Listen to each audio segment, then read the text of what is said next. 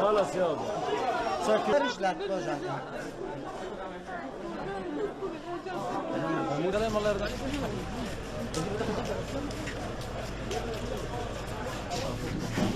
هي ولا الثلاجة بعد الزحمة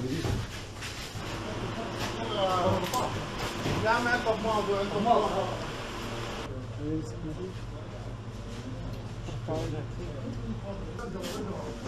هو هذا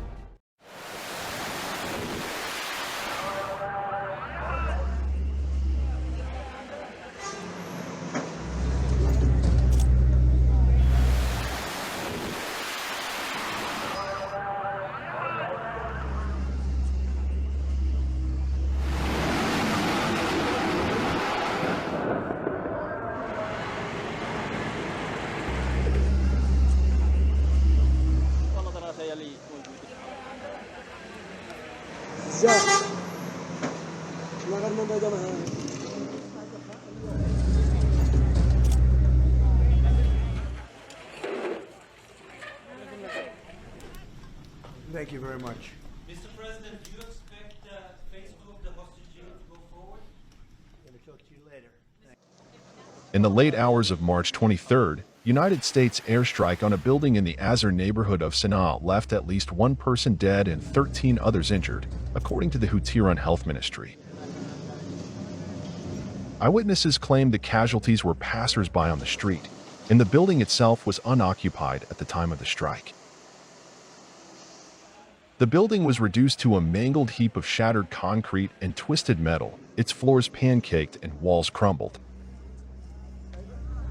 Blankets, chunks of doors and windows, and other remnants of daily life were scattered across the jagged ruins. Bloodstains could be seen on the scene after the strike. At exactly 10 o'clock, we heard the sound of an airstrike carried out by the oppressive American Zionist aggression on a residential block, a building in a residential neighborhood.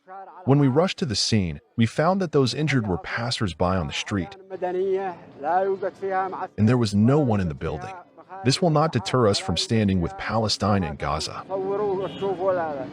Emergency responders continued their search for survivors amidst the wreckage, while residents of the adjacent building attempted to salvage their belongings.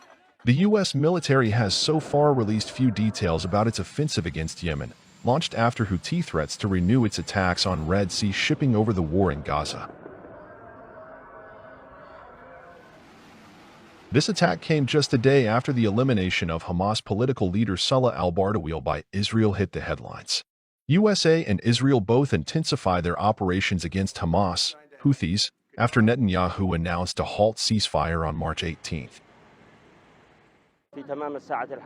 At exactly 10 o'clock, the oppressive and aggressive enemy carried out a missile strike on the main street in the Azar neighborhood, targeting civilian objects.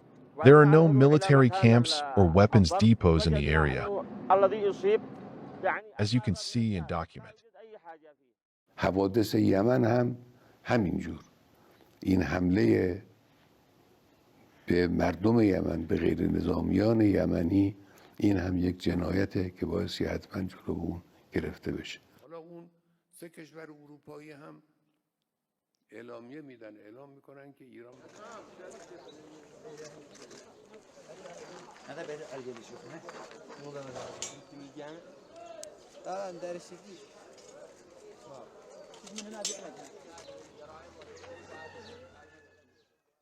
President Trump says Iran has a 2-month deadline to reach a new nuclear deal. The directive comes as Trump said he would like to reach a deal to gain more control over Iran's nuclear capabilities. It's unclear how the U.S. would respond if Iran fails to enter direct talks about its nuclear program, though. Senior officials have not ruled out potential military